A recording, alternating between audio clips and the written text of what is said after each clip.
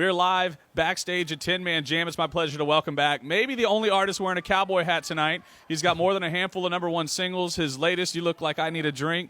Justin Moore, welcome back to Houston, sir. It's good to be back, man. We love this town, and looking forward to tonight. Now, I know which tour bus is yours because you got a giant Razorback on there. Yeah, Chris Young and I were talking about it earlier. You know, he's a Texas fan, and he said, I knew whose tour bus was out there. And you know what? Whether it's a 10-2 season or a 2-10 season like we just experienced, you gotta wave the flag. So hey, that's right. And now, how's the family? I hear the girls are having a good time raising baby brother.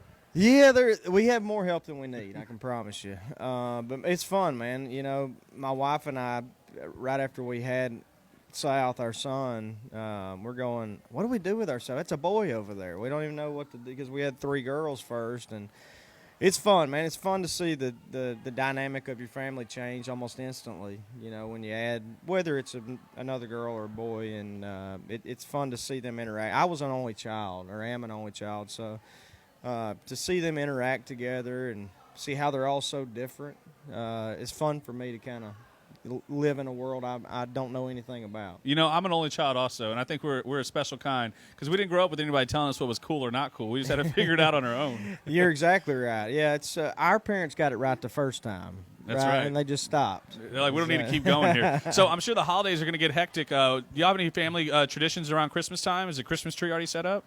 It is already set up, and we do the lights outside the house and all that. All that's done, but we're pretty typical as far as you know, family Christmas stuff. Is for our immediate family, we open presents Christmas Eve. We all have Christmas pajamas. We open our presents, and then we go to bed. Santa comes, and usually Santa brings the big gifts. And the only tradition that I can say that we do every single year is my wife cooks waffles, and we have waffles. Well, if y'all need a +1, y'all let me know because I love me some waffles. So when I first met you, you told a story about the land that you live on is the land that you were raised on. Yeah. And if I'm not mistaken, I believe your grandfather was also on that land. He was raised there by his grandfather. And the land's been in our family since the late 1800s. So he was raised there. He raised his kids, which was my mother. And my mom and dad built a house on the property. I grew up there. And so my mom and dad are still there. My grandpa's still there. And now we're there. So it's pretty special, you know, to have a piece of property that's been in our family that long. And to still have my 88-year-old grandfather around is pretty cool, pretty special, just up the road. And I can look out my front door, and the house I grew up in is about 600 yards. So it's a pretty big piece of property, so it's not necessarily a neighborhood, right? No. It's a pretty big piece of property. We don't really have neighbors. We just, you know, somewhere down there through the pastures, my grandpa, and somewhere out there through the pastures, my mom and dad. So. How's the cell phone service out that far? Actually, it's good. When I was growing up, I think I got my first cell phone when I was like a senior in high school, which would blow the kids out here's mine. But it was terrible then. But fortunately, we didn't move back until it got pretty good. Do you have a favorite part about living so far out in the country? Yeah, the lack of people.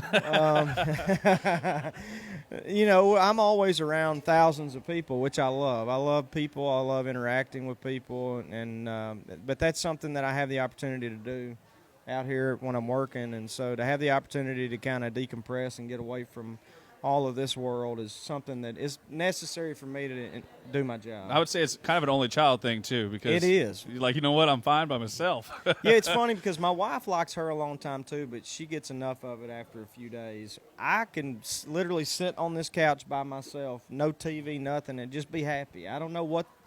It just shows how we're all so different. Absolutely, man. Now, you know, as you know, tonight it's not just an amazing concert and a great time of the year. It's also a benefit for the Lone Survivor Foundation. They help soldiers returning home from overseas to deal with things like PTSD and the such. Now, your new single, The Ones That Didn't Come Back Home, it really hits home there, especially right along that same line. Do you have family members or friends that were in the military? Yeah, I have a lot of them, but my 2 grandfathers were both in the military. One was in the Navy and one was retired Air Force, and so they instilled in me along with my mom and dad, the importance of the sacrifices that, these men and women make daily to keep us free and safe in the greatest country in the world. And, I've always tried to make it a point on stage to let that be known, that we support our military, regardless if you're blue or red or what your politics are. I think we should all support our military men and women and the sacrifices that they make. And that's kind of what this song talks about. And it's a fictional character the song's about, but it struck a chord with me after writing it. And